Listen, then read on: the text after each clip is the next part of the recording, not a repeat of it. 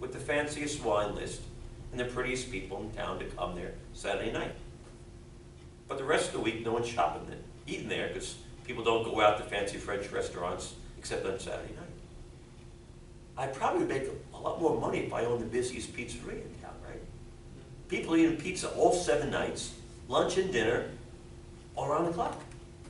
And it's cash. It's in my pocket. I'm not paying tax on it.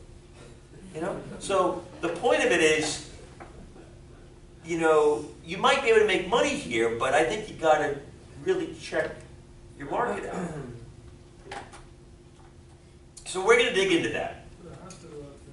Okay, let me just finish up a little bit on page 58, and then I'll be into the book tonight, and then we will pick up on chapter 7, and I want to spend 10 minutes on this, and we'll get out of here. Vested rights, estoppel, and development agreements. I'm on page 58. Vested rights, before I get to that, let me tell you something.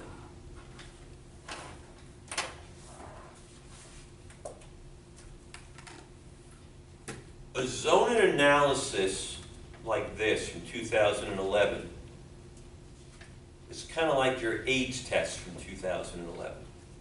It tells you whether you have it or not on that date. Government can change zoning. So for you to sit here and say, oh, I read the PRZ report, we're good to go. No. You were good to go on May 26, 2011. 6 years later, you realize they did a whole downzoning of the area? You can't do this anymore. Or they didn't change the zoning of your property, but if you go to the zoning code, they gutted all the good stuff out. You can't do anymore. Okay? So wait, zoning can be changed. Okay?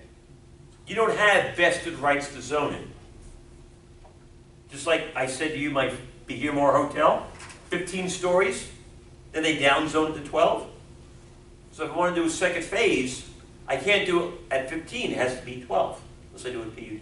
Everyone get this, the concept? Zoning is not vested. It can be changed by any government. Just like this.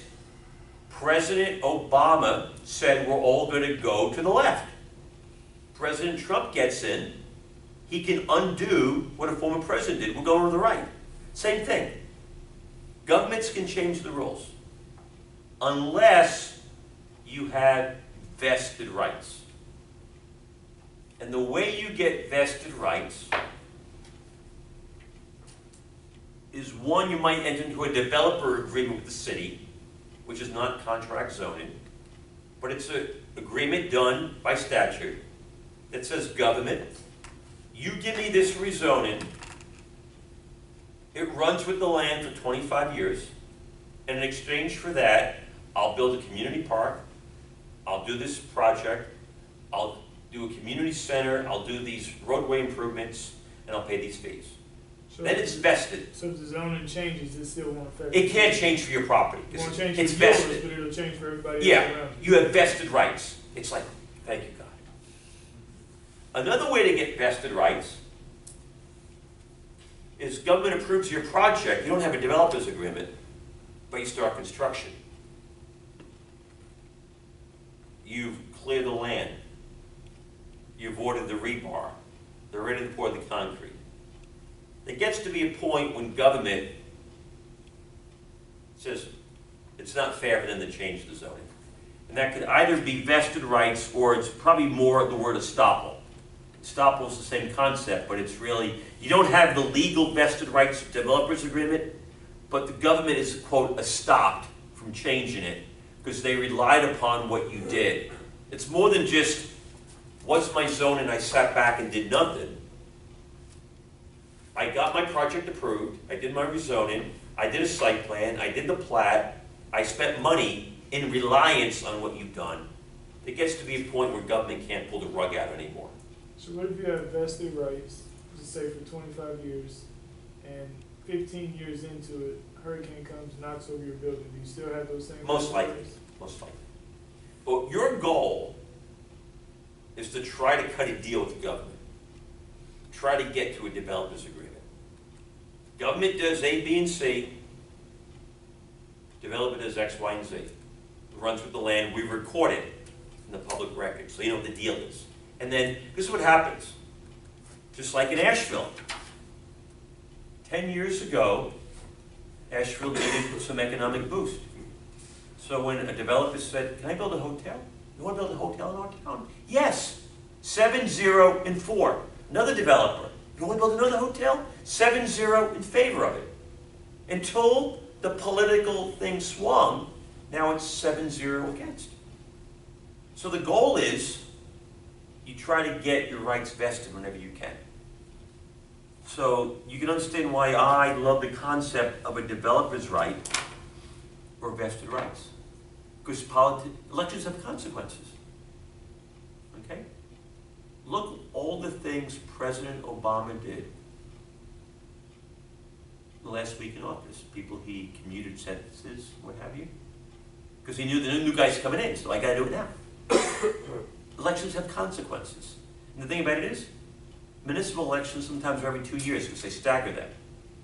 So very rarely does the entire board come off in one swoop. Sometimes it does. But sometimes they stagger it. So people are up for re-election almost every year, but it's different people.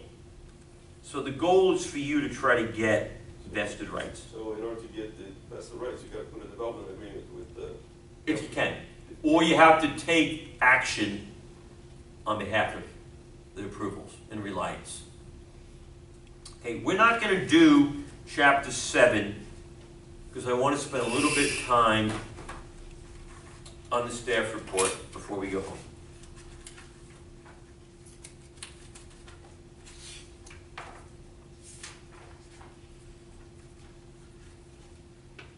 I think I said last week the magic words on the staff report are on page 3 under staff recommendation. Staff recommends approval. It's your job as a real estate executive to work with government, to work with your team of consultants, to work with the neighbors to come up with a plan that staff can approve. The goal is to not be sued by your neighbors, if possible. The goal is to get positive staff recommendation, positive P&Z, and then have the city commission have enough political cover to approve it. That's your goal. And you know what? You're not going to get the 12 stories you want. You got to live with 9. You got a wedding cake you're building.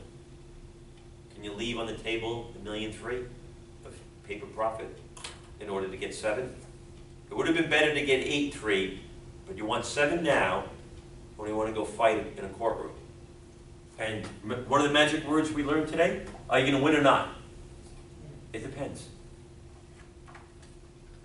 Time value of money, 7 million now is better than the 8.3 that you might get in 4 years, if you're lucky, and you might not get that if the market changes.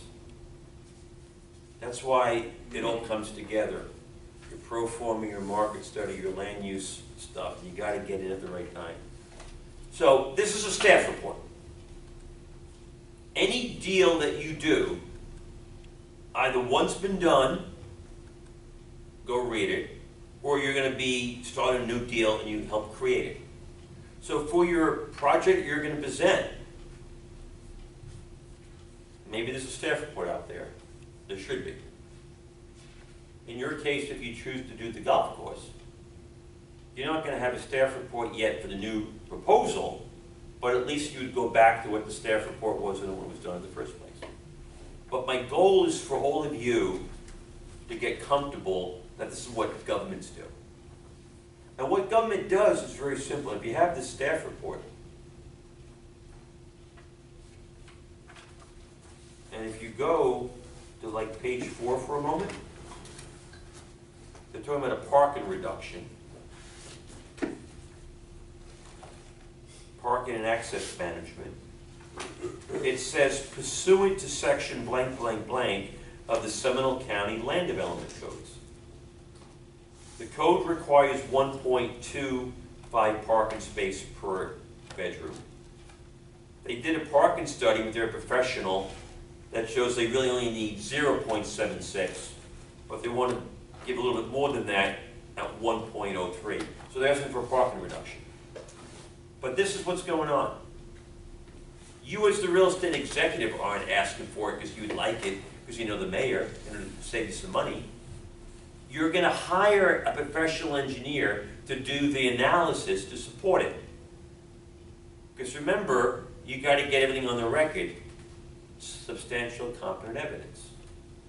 So when I went through the staff report, I didn't print the whole parking analysis.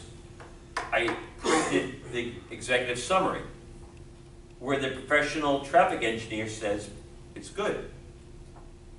So when a neighbor comes out of the woodwork and says, no, you need all the parking, well, how do you know? Are you a traffic engineer, parking? No, but I live nearby. So you're just a lay person's opinion. They have a professional. Then you look in their backup, they wanted to get a reduction on buffer setbacks that's near some wetlands and conservation area. It wasn't you as the executive asking for it. Well, I think it would be okay. They went to their engineer who wrote a letter, who gave an opinion. So the way the game is played, just like in the Asheville lawsuit that I mentioned, what are the conditions to get the project approved, or what are the conditions to get a variance or a waiver or whatever it is?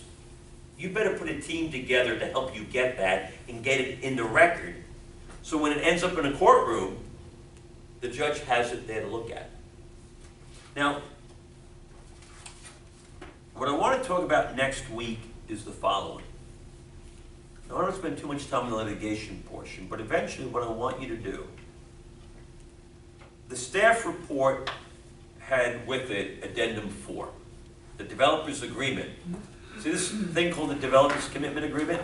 Remember the thing I just talked about? Developer's agreement, vested rights? This is the deal. You see these letters along the side? That's the recorded information. You get your project approved, you cut the deal, government says A, B, and C, I, the developer, do X, Y, and Z, we're all kumbaya together. This is the deal. It's vested rights. The next commission can't come in and say, hey, we're all anti-growth, not pro-growth, we're going to rip it apart. You can't. It's vested. This is your goal, as long as you meet the conditions. What I want you to do is look at addendum 4, look at addendum 5. Look at the site plan for each. On some levels, it looks like the developer won, even though he had to pay the shakedown of $125,000. But this is what I want you to see. When you look at this analysis, they were in a courtroom for several years. They filed everything like in 2007, and then they got it approved in 2009, and then it wasn't like until 2011 they finally settled some of the litigation, and in 12 they had a settlement agreement. That was years of wasted time and money. When you look at where they ended up, it wasn't that far from where the developer wanted in the first place. So what you should be doing, if you were working for me, I don't want to end up in a courtroom. Go talk to your neighbors. Find out what their concerns were. And if what the neighbors really want is what's in addendum 5, the final site plan, and I can live with it because I'm getting what I want, well, get me there sooner, time, value, money, go take me through litigation. Now again, I don't know the understory of what's going on. I don't know if the 120 was a shakedown or face saving. Sometimes the lawyers might have wanted to litigate and they took their client in a wrong direction. These aren't sophisticated people, they're neighbors. But I want you to learn from this that at the end of the day, the goal is to try to get to build it as quick as possible. So next week, we'll continue in the book. We're only behind by 1 chapter. I want to talk a little bit more about the Carillion PUD. We'll finish the book some more, and then I'm gonna go a little bit more into the Pompano stuff. I really want you guys and gals to be thinking about your project so we can discuss it, because when we get together next week, which is session 4, 1, 2, 3 weeks later, you have to present it. Now, I'm not gonna sit here like your undergraduate instructors where you give me a 10-page paper and a PowerPoint and I'm gonna be checking every box. This is a small class, it's fluid. I wanna make sure you get the concepts. Then eventually my goal is to make sure you know everything on these 55 items. What I'm leaning towards, do you want to turn the tape off now? Since we're done. Fred, we're done.